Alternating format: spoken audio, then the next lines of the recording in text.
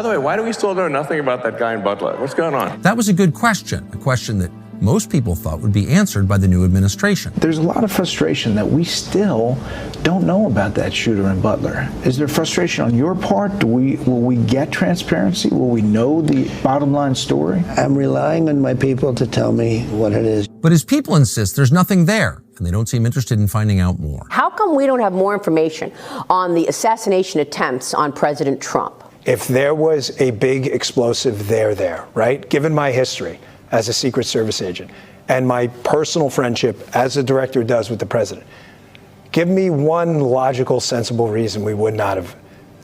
If you can think of one, there isn't. In some of these cases, the there you're looking for is not there. What a baffling thing to say. The reality is that the FBI, as of today, is actively preventing an honest look at what happened in Butler. The stonewalling, the lying, the persistent unwillingness to explain anything. All of it makes you wonder, what are they hiding? If the leadership of the FBI and the DOJ had any desire whatsoever to prove to the public that there is in fact nothing there, they could do that. But first they would have to answer these questions. Was Thomas Crooks known to federal law enforcement before the shooting? Was he known to local law enforcement before the shooting? And if not, why not? Who is Willie Tepes, and was he known to federal law enforcement? Is Willie Tepes linked to any violent organizations? Is he linked to any governments? And if so, then around the time of the shooting, did the FBI have assets inside those organizations? If Crooks wasn't known to anyone in authority before the shooting, how was he able to post hundreds of violent extremist comments under his real name between 2019 and 2020 without being detected by law enforcement or intel agencies at a time we know they were monitoring social media? Were those comments, including specific assassination threats against specific public officials, ever reported to YouTube? Other users complained about them. Did YouTube know? Why is the FBI telling us that they'll release this information, quote, after the trial, when there is no trial? Why did an FBI agent from the Technical Hazards Response Unit hose down the crime scene the day after the attack? That seems very strange. What happened on the roof of the American Glass Research Building for the 10 seconds after Crooks' last shot until he was killed by the Secret Service? Does the FBI have surveillance footage of Thomas Crooks' shooting that day? Was the FBI present at the medical examiner's autopsy? Are there still blood samples? Can they be examined by outside authorities? When Congress demanded the autopsy, did the FBI restrict what the examiner could tell the Congress? When the FBI cleared the coroner to release Crooks' body for cremation, did they keep tissue samples, brain tissue samples, spinal cord samples, or spinal fluid samples? Law enforcement sources told us that in a typical investigation in a crime of this nature, it would be normal to preserve all of that, those samples. If the FBI didn't, why not? And who made that decision to destroy what could be critical evidence in an attempted murder case? FBI agents went to the same gun range that Thomas Crooks was using. Who were those agents, and did any of them at any time have any contact with Thomas Crooks? Who did he train with exactly, and why can't we know? Was Thomas Crooks taking drugs that might have turned up on the toxicology report, but that weren't listed somehow? On what date specifically did FBI agents stop investigating Thomas Crooks' online presence? Why did the former deputy director of the FBI, Paul Abate, suggest to Congress that Crooks was a right-winger when he clearly wasn't? Was the FBI aware of Crooks' public comments before the shooting, many of which are openly violent, that included specific assassination attempts involving public officials? Who was Thomas Crooks in communication with in the days before the attack? What does his burner phone show? And in fact, why did he have a burner phone and encrypted foreign email accounts? Who are the government officials trying to link Iran to the shooting? Why did the FBI suggest that he had no digital footprint in the first place when the FBI had a great deal of evidence, hundreds and hundreds of comments from his digital activity? And what's on the other dozen accounts that the FBI clearly had access to? How long had Thomas Crooks been planning to commit an assassination? If there's nothing there, if they tell you this is just a lone nut who gave no indication he might do this, then what is stopping the FBI from at least giving the facts to Congress? Because if there's nothing there, these should be very easy questions to answer. Thank you, Dr. Carlson, for asking the real questions. But I'm guessing, like I've always said before, all your questions will go unanswered because governments don't really care about the people, do they? Um, we see this in Africa all the time. I always like to make this analogy between the West and Africa and to tell people that governments are just the same, be it Western governments or African governments, they are just the same. They do what they think is best for them. That is it. And no matter how you go shouting and screaming, they will tell you what they want to tell you, and they will not tell you what they don't want to tell you. And there is nothing you can do about it. Governments are as authoritarian as it goes. That is it. In Africa, they won't even care.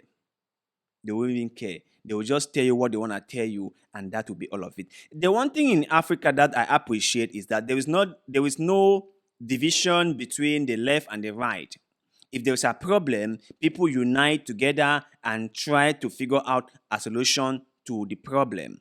For example, if there is um, an incident like the one that happened in America, you will not see people from the left blaming the right or people from the right blaming the left. You will not see that in Africa.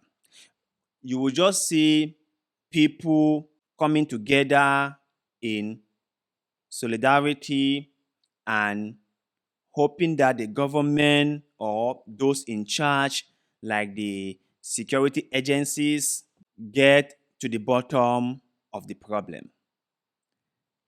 That is what you see in Africa.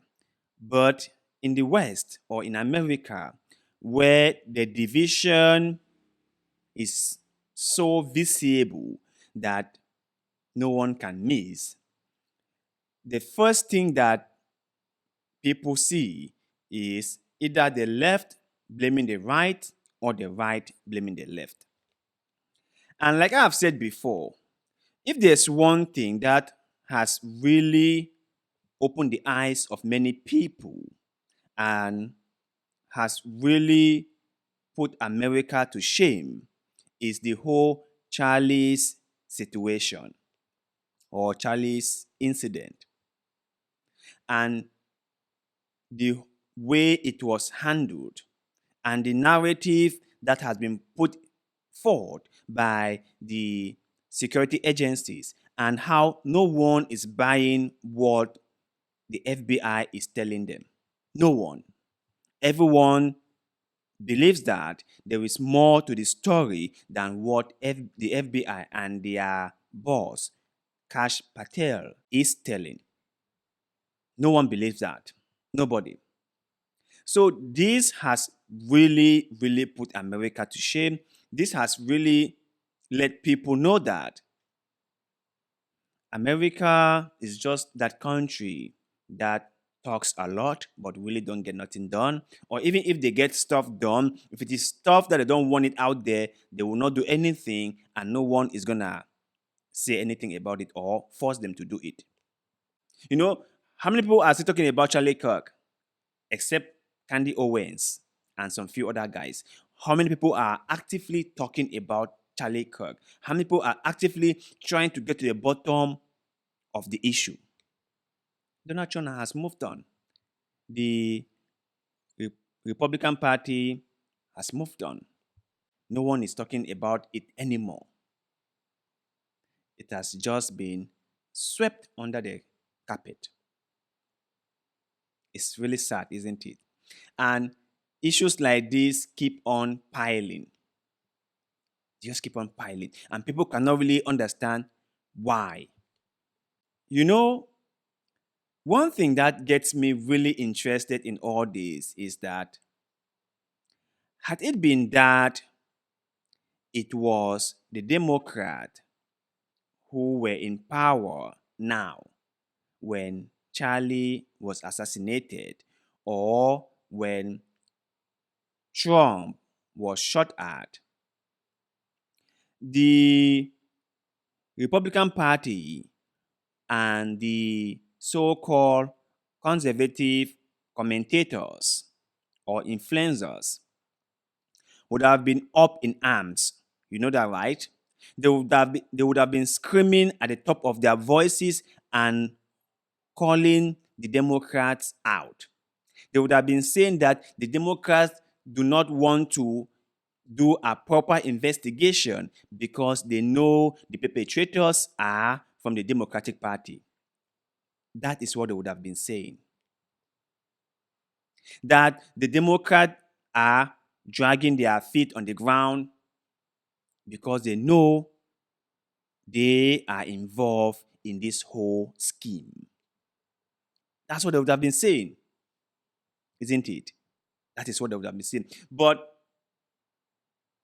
unfortunately for the conservative influencers or commentators or people in the Republican Party, Trump is the one in the White House. They are in charge of the Senate. They are in charge of Congress. They are in charge of the FBI, the CIA, and all other intelligence body in America. They are in charge. They are in control. But yes, we still cannot get a concrete timeline as to what went down. Yes, people like Tucker Carlson are still trying to hold those in charge accountable or trying to bring their attention and letting them know that they have a duty to provide credible information to the people as to what is really going on. They have to provide information. They have to inform the people as to the whole investigation or maybe court case or anything that is going on. Tucker Carlson is the one doing that. And I'm glad he's doing it. Honestly, I'm glad he's doing it. But I'm sure Tucker Carlson, even though I like him, I do like him. I think he is a very fantastic person. But I'm sure he would have been a little bit outraged, more than how he is in this video, had it been that it were the Democrat in power. He would have been a little bit dramatic, screaming, shouting, and rage, had it been that it were the Democrat who were in power. That is how politics is in America.